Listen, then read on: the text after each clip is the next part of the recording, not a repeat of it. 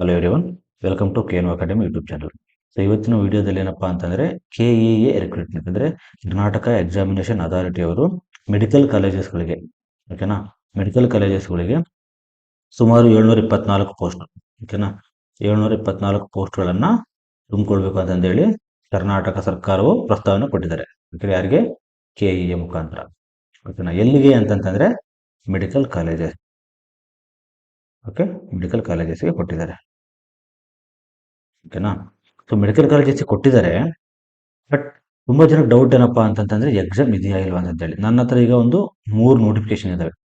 ಯಾವುದು ಅಂತಂತಂದ್ರೆ ನೋಡಿ, 24/7/2018.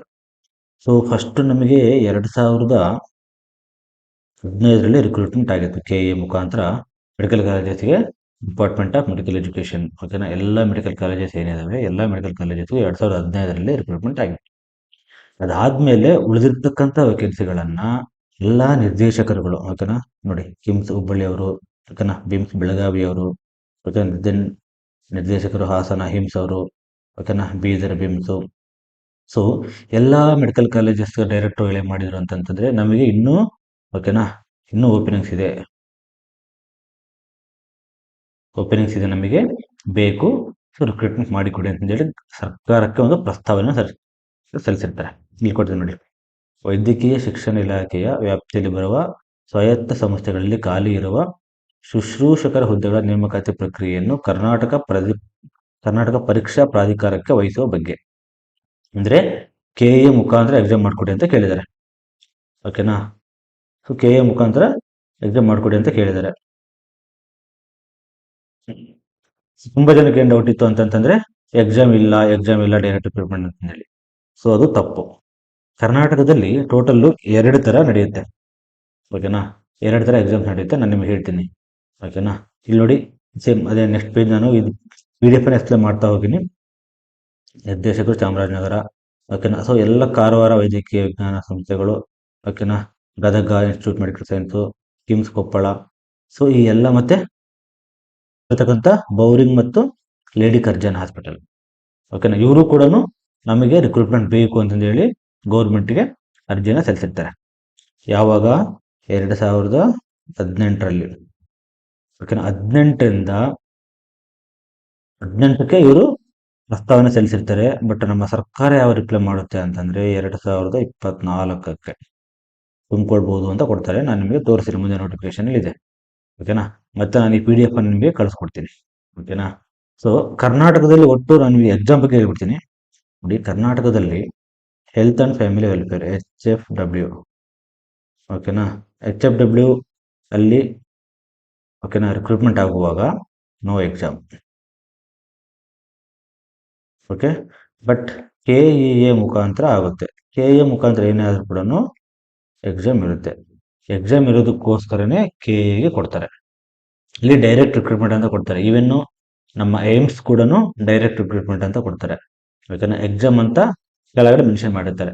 ಡೈರೆಕ್ಟ್ ರಿಕ್ರೂಟ್ಮೆಂಟ್ ಅಂದ್ರೆ ಏನಪ್ಪಾ ಅಂತಂತಂದ್ರೆ ಇಂಟರ್ವ್ಯೂ ಇರಲ್ಲ ಅಂತ ಅಷ್ಟೇ ಅರ್ಥ. Okay, there will be no interview. Interview ಇದ್ರೆ ಅದಕ್ಕೆ ಡೈರೆಕ್ಟ್ ರಿಕ್ರೂಟ್ಮೆಂಟ್ ಅಂತ ಹೇಳಲ್ಲ. ಈಗ KS ಆಗಿರ್ಬೋದು, IAS ಆಗಿರ್ಬೋದು, ಅವೆಲ್ಲ ಡೈರೆಕ್ಟ್ ರಿಕ್ರೂಟ್ಮೆಂಟ್ ಅಲ್ಲ, ಅವಕ್ಕೆ ಇಂಟರ್ವ್ಯೂ ಇರುತ್ತೆ. ಓಕೆನಾ, ಬಟ್ ಬೇರೆ ಯಾವುದೇ ತಗೊಂಡು ಕೂಡ ಇವನ್ FDA SD ಅವೆಲ್ಲ ತಗೊಂಡು ಕೂಡ ಅವು ಕೂಡ ಡೈರೆಕ್ಟ್ ರಿಕ್ರೂಟ್ಮೆಂಟ್ ಅಂತಾನೆ ಹೆಸರಿರುತ್ತೆ. ನೀವು ಯಾವ್ದಾದ್ರು ನೋಟಿಫಿಕೇಶನ್ ನೋಡ್ಬೋದು. ಸೊ ಓಕೆನಾ, ಸ್ವಲ್ಪ ನೋಟಿಫಿಕೇಶನ್ ಕಂಪ್ಲೀಟ್ ಆಗಿ ಓದ್ಬೇಕು ನೀವು.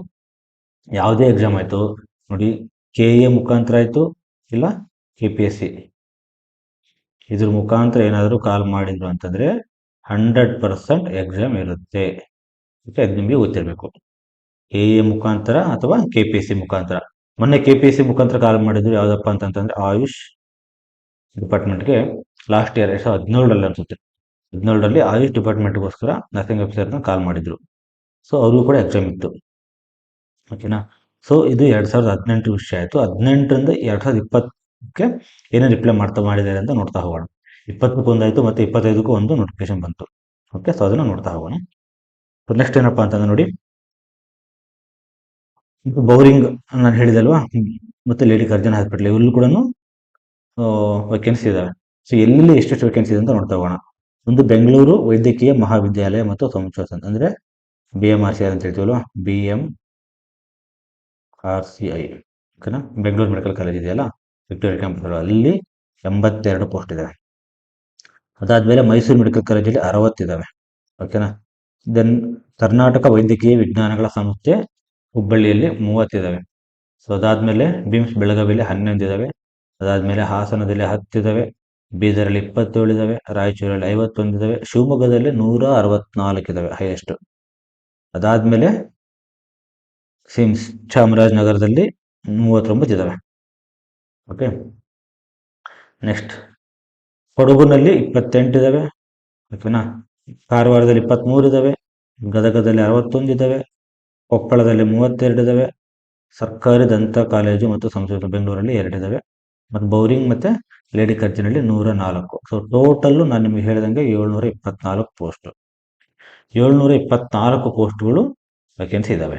ಇದು ಯಾವಾಗಿನ ಪ್ರಕಾರ ಅಂತಂತಂದ್ರೆ, ಓಕೆ, 2018 ಪ್ರಕಾರ, 2018 ಪ್ರಕಾರ. ಓಕೆನಾ. ಸೊ ಅದಕ್ಕೋಸ್ಕರ ಈಗ ಮತ್ತೆ ಗೌರ್ಮೆಂಟ್ ಏನು ಅಪ್ಲೈ ಮಾಡುತ್ತೆ ಅಂತ ನೋಡೋಣ. ಯಾಕಂದ್ರೆ ಪ್ರಸ್ತಾವನೆಗಳನ್ನು ಕೂಲಂಕುಷವಾಗಿ ಪರಿಶೀಲಿಸಿದ ನಂತರ ಬೆಂಗಳೂರು ವೈದ್ಯಕೀಯ ಕಾಲೇಜು ಮತ್ತು ಎಲ್ಲ ಕೊಟ್ಟಿದೆ ನೋಡಿ.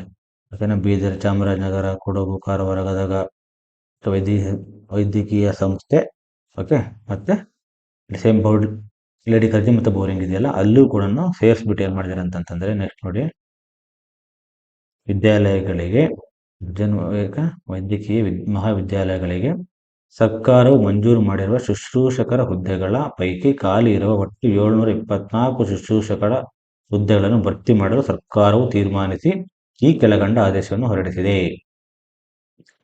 ಓಕೆನಾ. ಸೊ ಆದೇಶ ಹೊರಡಿಸ್ತಾರೆ ಏನಂತ, 2018 ಮತ್ತೆ ಕೊಟ್ಟಿರ್ತಾನೆ, 7/8/2018. ಓಕೆ. ಸೊ ಸೇಮ್ ಸದರಿ ನೇಮಕಾತಿ ಪ್ರಕ್ರಿಯೆಯಲ್ಲಿ ಅನುಸರಿಸಬೇಕಾದ ವಿವರಗಳನ್ನು ಅನುಬಂಧದಲ್ಲಿ ನೀಡಲಾಗಿದೆ. ಸೊ ಏನೇನು ನಿಯಮಗಳನ್ನು ಅನುಸರಿಸಬೇಕು ಅಂತ ಹೇಳಿ ಕೊಟ್ಟಿದ್ದಾರೆ, ನೋಡ್ತಾ ಹೋಗೋಣ. ಓಕೆನಾ. ಸೇಮ್ ಇಲ್ಲಿ ಕೂಡ ನೋಡಿ. ಮತ್ತೆ ಕರ್ನಾಟಕ ಪರೀಕ್ಷಾ ಪ್ರಾಧಿಕಾರವು ಸದರಿ ನೇಮಕಾತಿ ಪ್ರಕ್ರಿಯೆಗೆ ಆಯಾ ಸಂಸ್ಥೆಗಳ ನಿರ್ದೇಶಕರೊಂದಿಗೆ ಸಮಾಲೋಚಿಸಿ ವೇಳಾಪಟ್ಟಿಯನ್ನು ಅಂಡ್ ಕ್ಯಾಲೆಂಡರ್ ಆಫ್ ಈವೆಂಟ್ಸ್ ಅನ್ನು ನಿಗದಿಗೊಳಿಸಿ ನೇಮಕಾತಿ ಪ್ರಕ್ರಿಯೆಯನ್ನು ತುರ್ತಾಗಿ ಶೀಘ್ರವಾಗಿ ಪೂರ್ಣಗೊಳಿಸತಕ್ಕದ್ದು ಅಂತಂದು ಹೇಳಿ 2018 ಮಾಡಿಬಿಟ್ಟಿದ್ದಾರೆ ನೋಡಿ. ಬಟ್ ಕಾರ್ಯರೂಪಕ್ಕೆ ಬಂದಿಲ್ಲ. ಯಾಕೆ ಅಂತಂದ್ರೆ ಸ್ಟೇಟ್ ಗೌರ್ಮೆಂಟ್ ಆಲ್ವೇಸ್ ಲೇಟ್. ಓಕೆನಾ. ಈಗ ನೆಕ್ಸ್ಟ್ ಹೋಗೋಣ ನೋಡಿ. ಸೊ ಇದೆಲ್ಲ ಮೆಡಿಕಲ್ ಕಾಲೇಜಸ್ಗೆ ಎಲ್ಲ ಕೊಟ್ಟಿದ್ದಾನೆ. ಓಕೆನಾ. ಅಂದರೆ ನೋಟಿಫಿಕೇಶನ್ ಕಳಿಸಿದ್ದಾರೆ ಗೌರ್ಮೆಂಟಿಂದ, ಅಪ್ರೂವ್ ಮಾಡಿದೆ ಅಂತಂದೇಳಿ. ಓಕೆನಾ. ಅದಾದ್ಮೇಲೆ ನೋಡಿ, ಅನುಸರಿಸಬೇಕಾದ ವಿಧಾನಗಳು, ಇದು ತುಂಬ ಇಂಪಾರ್ಟೆಂಟು. ಯಾವ್ಯಾವ ರೂಲ್ಸ್ಗಳನ್ನು ನೀವು ಅನುಸರಿಸಿ ರಿಕ್ರೂಟ್ಮೆಂಟ್ ಮಾಡ್ಕೊತೀರ ಅಂತ ಕೇಳಿದಕ್ಕೆ ಹೇಳಿದ್ದಾರೆ ಇಲ್ಲಿ. ಓಕೆ. ಸ್ವಾಯತ್ತ ವೈದ್ಯಕೀಯ ಕಾಲೇಜುಗಳು ಕರ್ನಾಟಕ ಪರೀಕ್ಷಾ ಪ್ರಾಧಿಕಾರದಿಂದ ಕರಡು ಅಧಿಸೂಚನೆಗೆ ಅನುಮೋದನೆ ಪಡೆದ ನಂತರ ಸ್ಟಾಫ್ ನರ್ಸ್ ಹುದ್ದೆಗಳ ನೇಮಕಾತಿಗೆ ಅಧಿಸೂಚನೆ ಹೊರಡಿಸತಕ್ಕದ್ದು. ಓಕೆ, ಇಷ್ಟು. ನೆಕ್ಸ್ಟ್ ನೋಡಿ, ಅಭ್ಯರ್ಥಿಗಳಿಗೆ ಆನ್ಲೈನ್ನಲ್ಲಿ ಅರ್ಜಿಗಳನ್ನು ಅಪ್ಲೋಡ್ ಮಾಡಲು ಹಾಗೂ ನೋಂದಾಯಿಸಲು ಕರ್ನಾಟಕ ಪರೀಕ್ಷಾ ಪ್ರಾಧಿಕಾರವು ಅಗತ್ಯವಿರುವ ಅನುಕೂಲತೆಗಳನ್ನು ಕಲ್ಪಿಸಿಕೊಡತಕ್ಕದ್ದು ಹಾಗೂ ನೋಂದಾಯಿತ ಎಲ್ಲ ಅಭ್ಯರ್ಥಿಗಳ ದಾಖಲೆಗಳು ಅರ್ಹತೆಯನ್ನೊಳಗೊಂಡ ಎಲ್ಲ ವಿವರಗಳನ್ನು ಪರಿಶೀಲಿಸುವುದು, ಅಂದರೆ ಡಾಕ್ಯುಮೆಂಟ್ ವೆರಿಫಿಕೇಶನ್ ಕೂಡ ಮಾಡಬೇಕು. ಓಕೆನಾ. ಆಮೇಲೆ ಸ್ವಾಯತ್ತ ವೈದ್ಯಕೀಯ ಕಾಲೇಜುಗಳು ಈ ಹುದ್ದೆಗಳಿಗೆ ಸಂಬಂಧಿಸಿದ ರೋಸ್ಟರ್ ಮಾಹಿತಿಗಳನ್ನು ಕರ್ನಾಟಕ ಪ್ರಾಧಿಕಾರಕ್ಕೆ ಒದಗಿಸತಕ್ಕದ್ದು. ಅಂದರೆ ಮೆಡಿಕಲ್ ಕಾಲೇಜಸ್ಗಳು KEAಗೆ ಓಕೆನಾ ರೋಸ್ಟರ್ನ ಕೊಡಬೇಕು ಅಂತಂದು ಹೇಳಿ ಕೊಟ್ಟಿದ್ದಾರೆ. ಪರೀಕ್ಷಾ ಕೇಂದ್ರಗಳು ನೋಡಿ, ಪರೀಕ್ಷೆ ಇಲ್ಲ ಅಂತ ಡೈರೆಕ್ಟ್ ರಿಕ್ರೂಟ್ಮೆಂಟ್ ಅಂತಂದೇಳಿ ನೀವು ಅನ್ಕೊಂಡಿದ್ದೀರಾ, ನೋಡಿ ಎಲ್ಲ ಕೊಟ್ಟಿದ್ದಾರೆ ಇಲ್ಲಿ. ಪರೀಕ್ಷಾ ಕೇಂದ್ರಗಳನ್ನು ಆಯ್ಕೆ ಮಾಡುವುದು ಒಳಗೊಂಡಂತೆ ಪರೀಕ್ಷೆಗಳನ್ನು ನಡೆಸುವುದು, ಇತರ ಪತ್ರಿಕೆಗಳ ಮೌಲ್ಯಮಾಪನ, ಭದ್ರತಾ ನಿರ್ವಹಣೆ, ಗೌಪ್ಯತೆ ಕಾಪಾಡುವುದು ಹಾಗೂ ಇನ್ನಿತರ ವಿಷಯಗಳಿಗೆ ಕರ್ನಾಟಕ ಪರೀಕ್ಷಾ ಪ್ರಾಧಿಕಾರವು ಜವಾಬ್ದಾರಿಯಾಗಿರತಕ್ಕದ್ದು. So responsibility. ಸೊ ಅದಾದ್ಮೇಲೆ ಸೇಮ್ ಕರ್ನಾಟಕ ಪ್ಯಾರಾಮೆಡಿಕಲ್ ಬೋರ್ಡ್ ಮತ್ತು ಕರ್ನಾಟಕ ಶುಶ್ರೂಷಕ ಪರೀಕ್ಷಾ ಮಂಡಳಿಯು ಪರಿಣತರ ಪಟ್ಟಿಯನ್ನು ಕರ್ನಾಟಕ ಪರೀಕ್ಷಾ ಪ್ರಾಧಿಕಾರಕ್ಕೆ ಒದಗಿಸತಕ್ಕದ್ದು. ಓಕೆನಾ. ಪ್ರಶ್ನೆ ಪತ್ರಿಕೆ ತಯಾರಿಸಲು, ಓಕೆನಾ, ಪರಿಣಿತರನ್ನು ಆಯ್ಕೆ ಮಾಡಿಕೊಳ್ಳುವುದು. ಇದು ಯಾರ್ಯಾರು ನಿಪುಣರಿರ್ತಾರೆ ಅವರನ್ನ ಆಯ್ಕೆ ಮಾಡಿಕೊಳ್ಳೋದಕ್ಕೆ ಕರ್ನಾಟಕ ಪ್ರಾಧಿಕಾರವೇ ಹೊಣೆಯಾಗಿರುತ್ತೆ. ಓಕೆನಾ. ಸೊ ನೆಕ್ಸ್ಟ್ ಏನು ಕೊಟ್ಟಿದ್ದಾರೆ ಅಂತ ನೋಡೋಣ.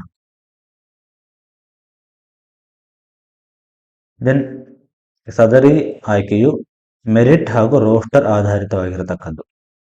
ಪರೀಕ್ಷೆಯಲ್ಲಿ ಗಳಿಸಿದ ಅಂಕಗಳನ್ನು ಮಾತ್ರ ಮೆರಿಟ್ಗೆ ನಿರ್ಧಾರಣೆಗೆ ಪರಿಗಣಿಸತಕ್ಕದ್ದು.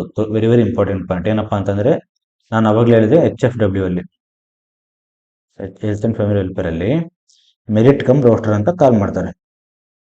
Merit cum roster. Merit cum roster ಅಂದ್ರೆ ಏನಪ್ಪಾ ಅಂತಂದ್ರೆ ನೀವೇನ್ ಪರೀಕ್ಷೆಯಲ್ಲಿ GNM ಆಗಿರಬಹುದು, BSc ಆಗಿರಬಹುದು, ಅಲ್ಲಿ ಪರೀಕ್ಷೆಯಲ್ಲಿ ತೆಗೆದಿರ್ತಕ್ಕಂಥ ಮೆರಿಟ್ ಮುಖಾಂತರ, ಓಕೆನಾ, ಅಲ್ಲಿ ತೆಗೆದಿರ್ತಕ್ಕಂಥ ಮೆರಿಟ್ ಅನ್ನ ನೋಡ್ಬಿಟ್ಟು, ಓಕೆನಾ, ರೋಸ್ಟರ್ ಪ್ರಕಾರ, ಓಕೆನಾ, ಕ್ಯಾಟಗರಿ ವೈಸ್ ಕಾಲ್ ಮಾಡ್ತಾರೆ. ಅಂದ್ರೆ ಅದನ್ನ ಫೈನಲೈಸ್ ಮಾಡ್ತಾರೆ. ನಿಮ್ಮದನ್ನ ಎಕ್ಸಾಮ್ ಇರಲ್ಲ. ಸೊ ಅದಕ್ಕೋಸ್ಕರ BSc ಅಥವಾ GNM ಅಲ್ಲಿರ್ತಕ್ಕಂಥ ಹುದ್ದೆಗಳನ್ನ BSc ಹಾಗೂ GNM ಅಲ್ಲಿ ತೆಗೆದಿರ್ತಕ್ಕಂಥ ಮಾರ್ಕ್ಸ್ ಗಳನ್ನ ನೋಡಿಬಿಟ್ಟು ರೋಸ್ಟರ್ ಕಮ್ ಮೆರಿಟ್ ಅನ್ನ ಮೆರಿಟ್ ಕಮ್ ರೋಸ್ಟರ್ ಅನ್ನ, ಓಕೆನಾ, ರೆಡಿ ಮಾಡ್ತಾರೆ. ಬಟ್ ಇಲ್ಲೇನಪ್ಪಾ ಅಂತಂದ್ರೆ ಸದರಿ ಆಯ್ಕೆಯು ಮೆರಿಟ್ ಹಾಗೂ ರೋಸ್ಟರ್ ಆಧಾರಿತವಾಗಿದ್ದು ಪರೀಕ್ಷೆಯಲ್ಲಿ ಗಳಿಸಿದ ಅಂಕಗಳನ್ನು ಮಾತ್ರ. ಅಂದ್ರೆ ಎಕ್ಸಾಮ್ ಅಲ್ಲಿ ಏನ್ ತಗೊಂತೀರಾ ಅದೇ ಫೈನಲ್. ಎಕ್ಸಾಮ್ ಅಲ್ಲಿ ತಗೊಂಡಿರ್ತಕ್ಕಂಥದ್ದು ಮಾತ್ರ ಫೈನಲ್. ಆಮೇಲೆ ಕನಿಷ್ಠ 40 ಅಂಕಗಳನ್ನು ಪಾಸ್ ಮಾಡೋದಕ್ಕೆ ಕೊಟ್ಟಿರ್ತಾನೆ ಇಲ್ಲಿ, ಓಕೆನಾ. ಹಾಗೂ 40% ಅಥವಾ ಅದಕ್ಕಿಂತಲೂ ಹೆಚ್ಚಿಗೆ ಅಂಕಗಳನ್ನು ಪಡೆದ ಅಭ್ಯರ್ಥಿ ಮಾತ್ರ ಆಯ್ಕೆಗೆ ಅರ್ಹರಾಗಿರ್ತಾರೆ. ಅಂದ್ರೆ 40ಕ್ಕಿಂತ ಯಾರು ಜಾಸ್ತಿ ತೆಗೆದಿರ್ತಾರೆ ಅವ್ರನ್ನ ಮಾತ್ರ ಡಾಕ್ಯುಮೆಂಟ್ ವೆರಿಫಿಕೇಶನ್ಗೆ ಕರೀತಾರೆ. ಆಮೇಲೆ ಎಲ್ಲ ಅರ್ಹ ಅಭ್ಯರ್ಥಿಗಳು ಯಾವುದಾದರೂ ಒಂದು ಭಾಷೆಯಲ್ಲಿ ಸ್ಪರ್ಧಾತ್ಮಕ ಪರೀಕ್ಷೆಗೆ ಹಾಜರಾಗತಕ್ಕದ್ದು. ಕನ್ನಡ ಅಥವಾ ಆಂಗ್ಲ ಭಾಷೆಯ ಬಹು ಆಯ್ಕೆ ಪ್ರಶ್ನೆಗಳು, ಓಕೆನಾ. ಸೊ ನಾನು ನಿಮಗೆ ಯಾಕೆ ಎಕ್ಸ್ಪ್ಲೇನ್ ಮಾಡ್ತೀನಿ ಅಂತಂದ್ರೆ ಎಕ್ಸಾಮಿನೇಷನ್ ಹೆಂಗಿರುತ್ತೆ ಅಂತಂದೇಳಿ, ಓಕೆನಾ. ಸೊ ತಾಂತ್ರಿಕ ಜ್ಞಾನ ಮತ್ತು ಕೌಶಲ್ಯ ಹಾಗೂ ಮಾಹಿತಿ ತಂತ್ರಜ್ಞಾನ ಕೌಶಲ್ಯಗಳು ಒಳಗೊಂಡಂತೆ ಒಟ್ಟು 200 ಪ್ರಶ್ನೆಗಳನ್ನು ಒಳಗೊಂಡಿರತಕ್ಕದ್ದು. ಕ್ವಶನ್ ಪೇಪರ್ 200 ಮಾರ್ಕ್ಸ್ ಇರುತ್ತೆ. ಈ ಪ್ರಶ್ನೆಗಳನ್ನು ವಿದ್ಯಾರ್ಥಿಗಳ ಪ್ರಾಯೋಗಿಕ ಅನುಭವ ಮತ್ತು ಜ್ಞಾನವನ್ನು ಪರೀಕ್ಷಿಸುವ ರೀತಿ ರಚಿಸತಕ್ಕದ್ದು. ಪರೀಕ್ಷೆಯು ಒಂದೇ ಅವಧಿಯಲ್ಲಿ ನಡೆಯಲಿದ್ದು ಪರೀಕ್ಷೆಯು ಪ್ರಶ್ನೆ ಪತ್ರಿಕೆ 200 ಅಂಕಗಳದ್ದಾಗಿರತಕ್ಕದ್ದು. 200 ಮಾರ್ಕ್ಸ್ ಇರ್ಬೇಕಂತ ಹೇಳ್ತಾ 200 ಪ್ರಶ್ನೆಗಳಿರುತ್ತೆ. ಆಮೇಲೆ ಆಲ್ ಓವರ್ ಕರ್ನಾಟಕ ಒಂದೇ ಟೈಮಲ್ಲಿ ನಡಿಬೇಕು ಅಂತ ಹೇಳಿ ಕೊಟ್ಟಿದ್ದಾನೆ. ಓಕೆ, ನೆಕ್ಸ್ಟ್ ನೋಡಿ 8ನೇ ರೂಲ್ಸ್ ಏನಪ್ಪಾ ಅಂತಂದ್ರೆ ಕರ್ನಾಟಕ ಪರೀಕ್ಷಾ ಪ್ರಾಧಿಕಾರವು ಆಯ್ಕೆ ಹೊಂದಿದ ಅಭ್ಯರ್ಥಿಗಳು ಸಂಸ್ಥೆಯಲ್ಲಿ ಕಾರ್ಯವರದಿ ಮಾಡಿಕೊಳ್ಳದೆ ಇದ್ದ ಪಕ್ಕದಲ್ಲಿ ಖಾಲಿ ಉಳಿಯುವ ಹುದ್ದೆಗಳನ್ನು ಸ್ವಾಯತ್ತ ವೈದ್ಯಕೀಯ ಕಾಲೇಜುಗಳು ಭರ್ತಿ ಮಾಡಿಕೊಳ್ಳಲು ಅನುವಾಗುವಂತೆ ಅನುಸೂಚಿತ ಒಟ್ಟು ಹುದ್ದೆಗಳ 40% ಪಟ್ಟಿ ಕಾಯ್ದಿರಿಸತಕ್ಕದ್ದು, ಓಕೆನಾ. ಸದರಿ ಕಾಯ್ದಿರಿಸಿದ ಪಟ್ಟಿಯ ಅವಧಿಯು ಆಯ್ಕೆ ಹೊಂದಿದ ಅಭ್ಯರ್ಥಿಗಳ ಮೊದಲನೇ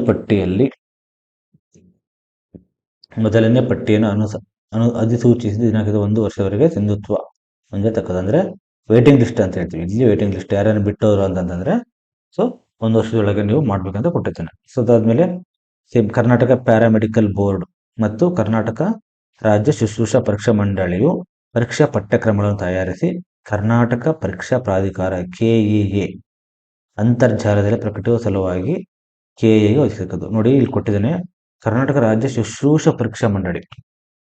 ಯಾವುದು ಡಿಪ್ಲೊಮಾ ಬೋರ್ಡ್ ಇದೆಯಲ್ಲ ಅವರು. ಸೊ ಅದಕ್ಕೋಸ್ಕರ ಏನಪ್ಪಾ ಅಂತಂದ್ರೆ ಕರ್ನಾಟಕದಲ್ಲಿ KEA ಕಂಡಕ್ಟ್ ಮಾಡ್ತಕ್ಕಂಥ ಎಕ್ಸಾಮ್ಸ್ ಎಲ್ಲ ತುಂಬಾ ಈಜಿ ಆಗಿರುತ್ತೆ. ಯಾಕೆ ಅಂತಂದ್ರೆ ಏನು GNMಗೆ ತೆಗಿತಕ್ಕಂಥ ಪೇಪರ್ ಅನ್ನ ನಮಗೆ ಕೊಡ್ತಾರೆ, ಓಕೆನಾ. GNMಗೆ ಏನು ಕ್ಲಾಸ್ ಮಾಡ್ತಾರೆ ಅದೇ ಪೇಪರ್ ಅನ್ನ ಕೊಡ್ತಾರೆ. ಅದಕ್ಕೋಸ್ಕರ ತುಂಬಾ important. Okay, basic questions, very very basic questions ತುಂಬಾ ಇಂಪಾರ್ಟೆಂಟ್. ಸೊ ನಾವು KEAಗೋಸ್ಕರನೇ ಕ್ಲಾಸು ಪ್ಲಸ್ ಎಲ್ಲ ಕ್ಲಾಸು ಮತ್ತೆ ಓಲ್ಡ್ ಕ್ವಶನ್ ಪೇಪರ್ ಅನ್ನು ಕೂಡ ಸಾಲ್ವ್ ಮಾಡ್ಬೇಕಂತ ಹೇಳಿ ಪ್ಲಾನ್ ಮಾಡಿದ್ದೀವಿ. So don't worry about that. Within 6 months ಒಳಗೆ ಕಾಲ್ ಆಗೋ ಚಾನ್ಸಸ್ ಇದೆ. ವಿತಿನ್ 6 ಮಂತ್ಸ್ ಒಳಗಡೆ ನಾವು ಎಲ್ಲ ಕ್ಲಾಸನ್ನು ಮಾಡ್ಬೇಕಂತ ಪ್ಲಾನ್ ಮಾಡಿದ್ವಿ. ಕರ್ನಾಟಕ ನರ್ಸಿಂಗ್ ಆಫೀಸರ್ಸ್ ಅಕಾಡೆಮಿ ಅಂದ್ರೆ KNO ಅಕಾಡೆಮಿ ಮುಖಾಂತರ. ಓಕೆ, ಸೊ ನೋಡಿ ಕನ್ನಡ ಭಾಷೆ ಪರೀಕ್ಷೆ ಕಂಪಲ್ಸರಿ ಇರುತ್ತೆ. 150 ಅಂಕಗಳು 2 ಗಂಟೆಗಳ ಅವಧಿಗೆ.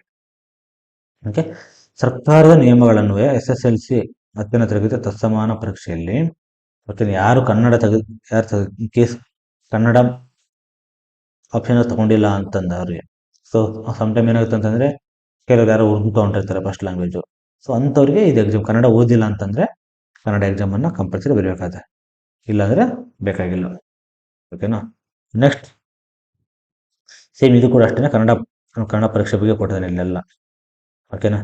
ಸೊ ವಿಷಯದ ಅರ್ಥೈಸುವಿಕೆ, ಪದ ಪ್ರಯೋಗ, ವಿಷಯ ಸಂಕ್ಷೇಪಣೆ, ಪದಜ್ಞಾನ, ಆಂಗ್ಲ ಭಾಷೆಯಿಂದ ಕನ್ನಡಕ ಭಾಷಾಂತರ ಮತ್ತೆ ಲಘು ಪ್ರಬಂಧ. ಸೊ ಇವೆಲ್ಲ ಕನ್ನಡ ಎಕ್ಸಾಮ್ ಅಷ್ಟೇ, ಇದು ಕಂಪಲ್ಸರಿ ಎಲ್ರಿಗೂ ಇರಲ್ಲ. ಓಕೆ, ಸೊ ನೆಕ್ಸ್ಟ್ ನೋಡಿ, ಇದು ವೆರಿ ವೆರಿ ಇಂಪಾರ್ಟೆಂಟ್. ಆ ನೋಟಿಫಿಕೇಶನ್ಗೆ ಅನುಗುಣವಾಗಿ ದಿನಾಂಕ 12/9/2024ರಂದು ದಿನಾಂಕ 12/9/2024ರಂದು ಯಾರಿಂದ ಬರುತ್ತೆ?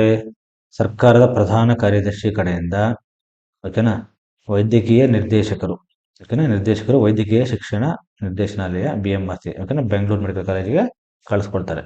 ಏನಪ್ಪಾ ಅಂತಂತಂದ್ರೆ, ಮಾನ್ಯರೇ, ವೈದ್ಯಕೀಯ ಶಿಕ್ಷಣ ಇಲಾಖೆಯ ವ್ಯಾಪ್ತಿಯಲ್ಲಿ ಬರುವ ಸ್ವಾಯತ್ತ ಸಂಸ್ಥೆಗಳಲ್ಲಿ ಖಾಲಿ ಇರುವ ಶುಶ್ರೂಷಕರ ಹುದ್ದೆಗಳ ನೇಮಕಾತಿ ಬಗ್ಗೆ. ನೋಡಿ, ನಾನು ಅವಾಗಲೇ ನಿಮ್ಗೆ ಹೇಳಿದ್ದೆ, ಸರ್ಕಾರದ ಆದೇಶ 2018ರಲ್ಲಿ ಆದೇಶ ಮಾಡಿರುತ್ತೆ. ಅದನ್ನ ಮತ್ತೆ ಉಲ್ಲೇಖಿಸಿ ಮತ್ತೆ 2024ರಲ್ಲಿ ನೋಟಿಫಿಕೇಶನ್ ಬಿಡ್ತಾರೆ. ನಾನು ಆಲ್ರೆಡಿ ಇದನ್ನ ಗ್ರೂಪಲ್ಲಿ ಶೇರ್ ಮಾಡಿದ್ವಿ ಕೂಡ, ಓಕೆನಾ, ನೇಮಕಾತಿ ಬಗ್ಗೆ.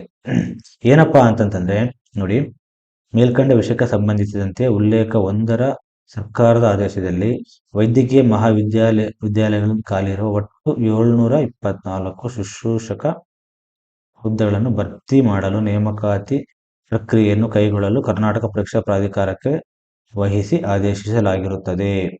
ಅಂದ್ರೆ ಕ್ಲಿಯರ್ ಆಗಿ ಕೊಟ್ಟಿದ್ದಾರೆ, 724 ಶುಶ್ರೂಷಕ ಹುದ್ದೆಗಳನ್ನು ಭರ್ತಿ ಮಾಡಿ ನೇಮಕಾತಿ ಪ್ರಕ್ರಿಯೆಯನ್ನು ಕೈಗೊಳ್ಳಲು ಕರ್ನಾಟಕ ಪರೀಕ್ಷಾ ಪ್ರಾಧಿಕಾರ ಅಂದ್ರೆ KAಗೆ ಆಲ್ರೆಡಿ ಆದೇಶ ಕೊಟ್ಟಿದ್ದಾರೆ.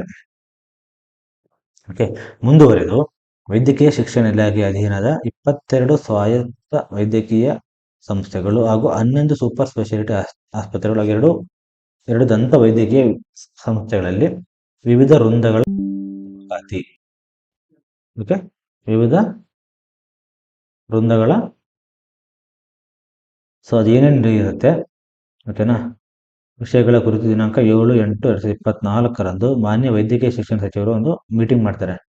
ಓಕೆನಾ, ಅದರಲ್ಲಿ ಏನಪ್ಪಾ ಅಂತಂತಂದ್ರೆ 724 ಶುಶ್ರೂಷಕರ ಹುದ್ದೆಗಳನ್ನು ಭರ್ತಿ ಮಾಡಲು ಕ್ರಮ ವಹಿಸಿ, ಓಕೆನಾ, ಕರ್ನಾಟಕ ಪರೀಕ್ಷಾ ಪ್ರಾಧಿಕಾರ ಅವರಿಗೆ ಸೂಕ್ತ ಪ್ರಸ್ತಾವನೆ ಸಲ್ಲಿಸುವಂತೆ ತಮ್ಮನ್ನು ಕೋರಲು ನಿರ್ದೇಶಿಸಿಕೊಟ್ಟಿದ್ದೇನೆ. ಅಂದ್ರೆ ಬೇರೆ ವೃಂದಗಳು ಖಾಲಿ ಇದಾವೆ, ಬಟ್ ಎಮರ್ಜೆನ್ಸಿಯಾಗಿ 724 ನರ್ಸ್ಗಳನ್ನ ನೀವು ನೇಮಕಾತಿ ಮಾಡ್ಕೊಳ್ಳಿ ಅಂತೇಳಿ ವೈದ್ಯಕೀಯ ಶಿಕ್ಷಣ ಸಚಿವರು ಆದೇಶ ಕೊಟ್ಟಿದ್ದಾರೆ. ಓಕೆ, ಸೊ ಮುಂದುವರೆದು ನೋಡಿ ಯಾರ್ಯಾರು ಇದ್ರು ಅಂತ ಹೇಳಿ ಕೊಟ್ಟಿದ್ದಾನೆ. ಸೇಮ್, ಓಕೆ, 7/8/24ರಂದು ಮೀಟಿಂಗ್ ನಡೆದಿರುತ್ತೆ. ಸೊ ಸಭೆಗೆ ಹಾಜರಿದ್ದ ಅಧಿಕಾರಿಗಳು ಇವರೆಲ್ಲ ಹೆಸರಿದೆ, ಯಾರ್ಯಾರು ಹೋಗಿದ್ರು ಅಂತಂದೇಳಿ, ಓಕೆನಾ. ಸೊ ನೆಕ್ಸ್ಟ್ ನೋಡಿ, ಸೊ ಇಲ್ಲಿ ಕೊಡ್ತಾರೆ, ಮಾನ್ಯ ಇಲಾಖಾ ಸಚಿವರು ವೈದ್ಯಕೀಯ ಸಂಸ್ಥೆಗಳಲ್ಲಿನ ಸಹಾಯಕ ಪ್ರಾಧ್ಯಾಪಕರು ಹಾಗೂ ಶುಶ್ರೂಷಕ ಅಧಿಕಾರಿ ಹುದ್ದೆಗಳು ಖಾಲಿ ಇರುವುದರಿಂದ, ಅಂದ್ರೆ ಅಸಿಸ್ಟೆಂಟ್ ಪ್ರೊಫೆಸರ್ ಹುದ್ದೆಗಳು ಖಾಲಿ ಇದಾವೆ, ಮತ್ತೆ ಶುಶ್ರೂಷಕ ಅಧಿಕಾರಿಗಳ ಹುದ್ದೆಗಳು ಖಾಲಿ ಇದಾವೆ, ಸಹಾಯಕ ಪ್ರಾಧ್ಯಾಪಕರು ಇವು ಖಾಲಿ ಇದಾವೆ. ಓಕೆನಾ, ಆದುದರಿಂದ ಸುಗಮ ಕಾರ್ಯನಿರ್ವಹಣೆ ಅಡಚಣೆ ಉಂಟಾಗುತ್ತದೆ ಎಂದು MBBS ವಿದ್ಯಾರ್ಥಿಗಳಿಗೆ ಹೊರರೋಗಿಗಳು ತೊಂದರೆ ಅನುಭವಿಸಿದ್ದಾರೆ ಎಂದು ತಿಳಿಸಿದರು. ಸೊ ಇದ್ರ ಪ್ರಕಾರ ಏನ್ ಮಾಡ್ತಾರಪ್ಪ ಅಂತಂದ್ರೆ, ಓಕೆನಾ, ಓಕೆ, ವೈದ್ಯಕೀಯ ಶಿಕ್ಷಣ ಇಲಾಖೆಯಲ್ಲಿ ಖಾಲಿ ಇರುವ ಉಳಿಕೆ ವೃಂದದ, ಓಕೆನಾ, ಮೀಸಲಾತಿ ಅನ್ವಯ ಸಹಾಯಕ ಪ್ರಾಧ್ಯಾಪಕರ ಹುದ್ದೆಗಳನ್ನು ಹೊಸ ಏಕರೂಪದ ಬೈಲಾ ವೃಂದ ಮತ್ತು ನೇಮಕಾತಿ ನಿಯಮಗಳನ್ನು ಸ್ಪರ್ಧಾತ್ಮಕ ಪರೀಕ್ಷೆಗಳ ಮೂಲಕ ಭರ್ತಿ ಮಾಡಲು ಖಾಲಿ ಹುದ್ದೆಗಳ ಮಾಹಿತಿಯನ್ನು ಎಲ್ಲ ಸಂಸ್ಥೆಗಳಿಂದ ಪಡೆದು, ಓಕೆನಾ, ಸೊ ಆಕ್ಚುಲಿ ಅಸಿಸ್ಟೆಂಟ್ ಪ್ರೊಫೆಸರ್ ಎಷ್ಟಿತ್ತು ಅಂತೇಳಿ ಅವ್ರು ಕೊಟ್ಟಿಲ್ಲ, ಅದಕ್ಕೋಸ್ಕರ ಅದನ್ನ ಕೊಡಿ ಅಂತೇಳಿ ಕೊಟ್ಟಿದ್ದಾರೆ.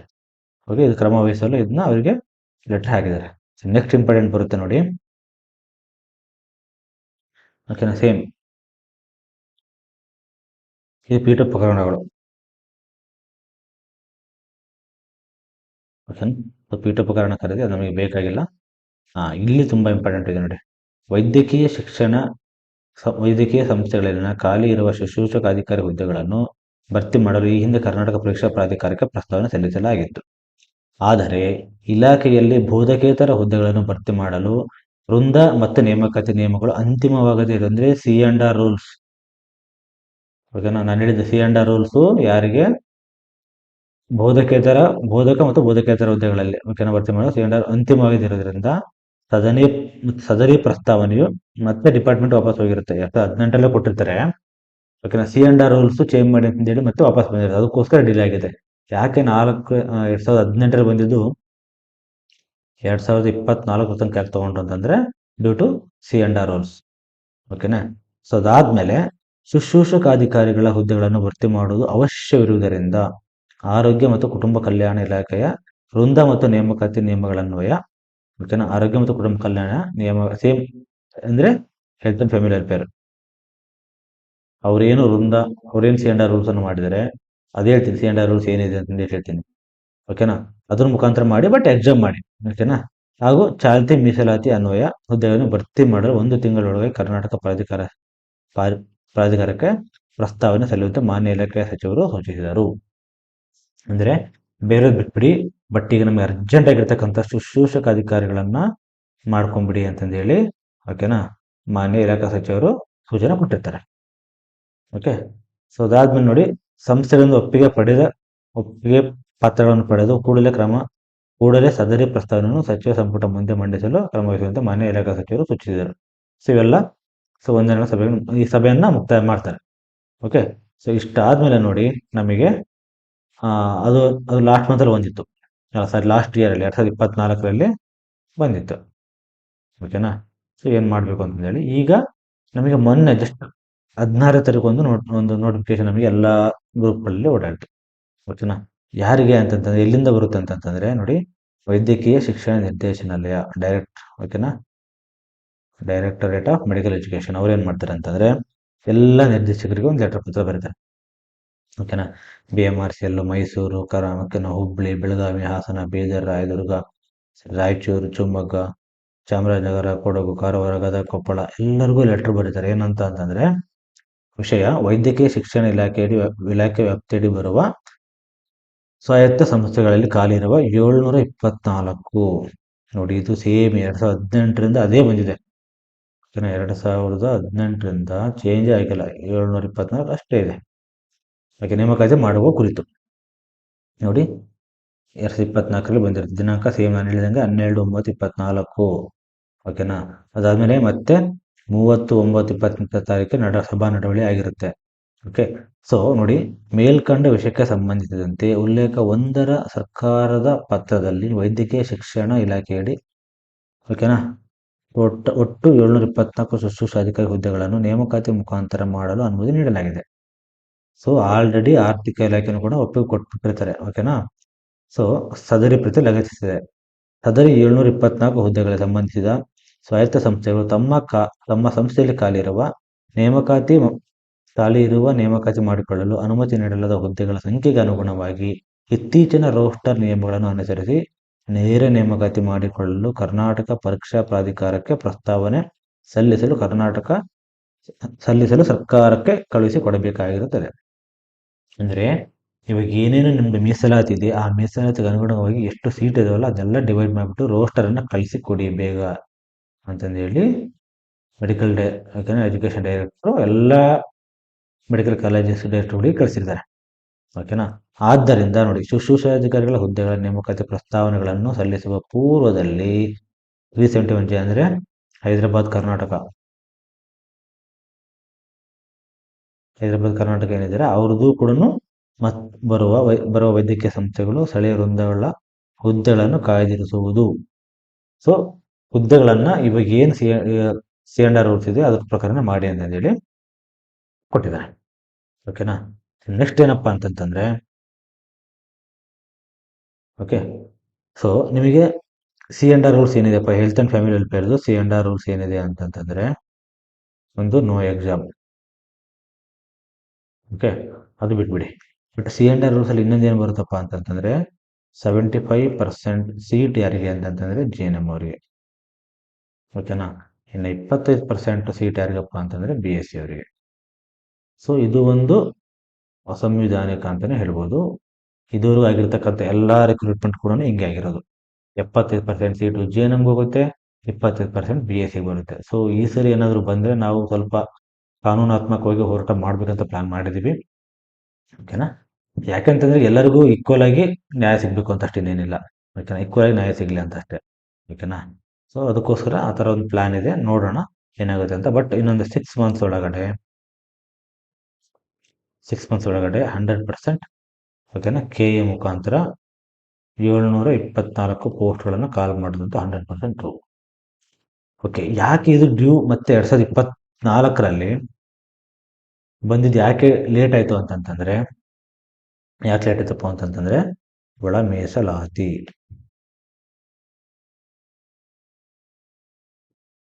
ಏನಪ್ಪ ಒಳ ಮೀಸಲಾತಿ ಅಂದ್ರೆ, ಕರ್ನಾಟಕ ಗೌರ್ಮೆಂಟ್ ಒಂದು ಆದೇಶ ಮಾಡಿದೆ.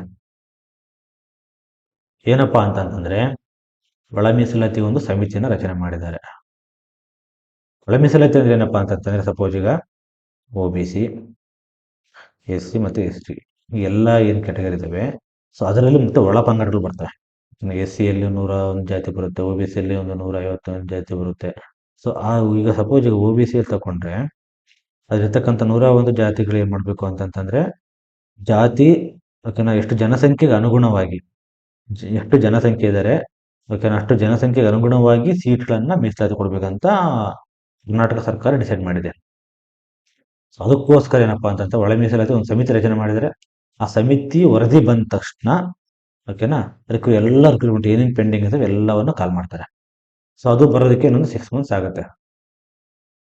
ಓಕೆ, ಆ ಸಮಿತಿ ರಚನೆ ಮಾಡಿದರೆ ಆ ಸಮಿತಿ ಮುಖಾಂತರ ಎಲ್ಲ ಓಕೆನಾ ಅವರು ಬರಬೇಕು. ಆಲ್ರೆಡಿ ಆದೇಶ ಕೊಟ್ಟಿದ್ರು ಏನಪ್ಪಾ ಅಂತಂತಂದ್ರೆ ವರದಿ ಬರೋ ತನಕನೂ ಯಾವುದೇ ಹೊಸ ನೇಮಕಾತಿ ಇಲ್ಲ,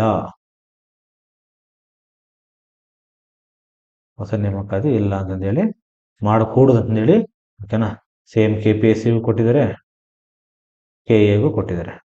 ಯಾವುದೇ ಕಾಲ್ಫರ್ಮ್ ಆಗಲ್ಲ. ಸೊ ಅದಕ್ಕೋಸ್ಕರ ಏನಪ್ಪಾ ಅಂತಂದ್ರೆ ನಿಮ್ಗಿನ್ನೂ ಟೈಮ್ ಇದೆ. ಸೊ ಅಷ್ಟರೊಳಗಡೆ ಚೆನ್ನಾಗಿ ಕೂತ್ಕೊಂಡು ಓದಿ ಓಕೆನಾ. ಸೊ ಎಷ್ಟು ಸಹಾಯ ಆಗುತ್ತೋ ಅಷ್ಟು ನಾವು ಮಾಡ್ತೀವಿ. ಸೊ ಒಂದು ತಿಳ್ಕೊಳ್ಳಿ, ಕೊನೆಯದಾಗ ಏನಪ್ಪಾ ಅಂತಂತಂದ್ರೆ ಎಕ್ಸಾಮ್ ಇದೆ. 2 ಥರ ನೇಮಕಾತಿ ನಡೀತೆ. ಒಂದು ಓಕೆನಾ ಮೆರಿಟ್ ಕಮ್ ರೋಸ್ಟರ್ ಇದು ಯಾವುದಪ್ಪ ಅಂತಂತಂದ್ರೆ ಇದು ಹೆಲ್ತ್ ಅಂಡ್ ಫ್ಯಾಮಿಲಿ ವೆಲ್ಫೇರ್ ಅಲ್ಲಿ ನಡೀತಕ್ಕಂಥದ್ದು. ಇಲ್ಲಿ ನೋ ಎಕ್ಸಾಮ್ ಓಕೆನಾ. ದೆನ್ KEA ಮತ್ತೆ KPSC ಇಲ್ಲಿ ಎರಡಕ್ಕೆ ಎಕ್ಸಾಮ್ ಇರುತ್ತೆ. So I hope this video clear your doubts ಓಕೆನಾ. ಈ ವಿಡಿಯೋದಿಂದ ನಿಮಗೆಲ್ಲರಿಗೂ ಕ್ಲಿಯರ್ ಆಗಿದೆ ಅಂತ ಅನ್ಕೊಂತೀನಿ. ಇನ್ನೂ ಏನಾದ್ರು ಡೌಟ್ಸ್ ಇತ್ತು ಅಂತಂತಂದ್ರೆ ಈ ವಿಡಿಯೋ ಕಮೆಂಟಲ್ಲಿ ಕಮೆಂಟ್ ಮಾಡಿ ಓಕೆನಾ. ಸೊ ತುಂಬ ಜನ ಸಬ್ಸ್ಕ್ರೈಬ್ ಮಾಡ್ಕೊಂಡಿಲ್ಲ ನಮ್ಮ ಚಾನಲನ್ನು. ಯಾರ್ಯಾರು ಸಬ್ಸ್ಕ್ರೈಬ್ ಮಾಡ್ಕೊಂಡಿಲ್ಲ ಸಬ್ಸ್ಕ್ರೈಬ್ ಮಾಡ್ಕೊಳ್ಳಿ. ನಾವು ಯಾಕೆ ಅಂತಂತಂದ್ರೆ ಸೊ ಪ್ರತಿಯೊಂದು ವಿಡಿಯೋ ನಾವೇನು ಹೊಸದಾಗಿ ಅಪ್ಡೇಟ್ ಮಾಡ್ತೀವಿ ಸೊ ನಿಮಗೆ ಇಮಿಡಿಯೇಟಾಗಿ ಗೊತ್ತಾಗುತ್ತೆ, ನೋಟಿಫಿಕೇಶನ್ ಬರುತ್ತೆ ಓಕೆನಾ. ಸೊ ಇಲ್ಲ ನಾವು ಪ್ರತಿಯೊಂದು ವಿಡಿಯೋನು ಎಲ್ಲ ಗ್ರೂಪಲ್ಲಿ ಶೇರ್ ಮಾಡ್ತಿರೋಕ್ಕಾಗಲ್ಲ ಓಕೆನಾ. ಸೊ ಅದಕ್ಕೋಸ್ಕರ ನೀವು ಸಬ್ಸ್ಕ್ರೈಬ್ ಮಾಡ್ಕೊಂಡ್ರಿ ಅಂತಂತಂದರೆ ನಿಮಗೆ ಸೊ ನೋಟಿಫಿಕೇಶನ್ ಬಂದ್ಬಿಡುತ್ತೆ. ನಾನು ಯಾವುದೇ ಹೊಸ ವಿಡಿಯೋ ಅಪ್ಲೋಡ್ ಮಾಡಿದ್ದೀನಿ ಅಂತ ತಕ್ಷಣ ನಿಮಗೆ ವಿಡಿಯೋ ಬರುತ್ತೆ ಓಕೆನಾ. Thank you everyone.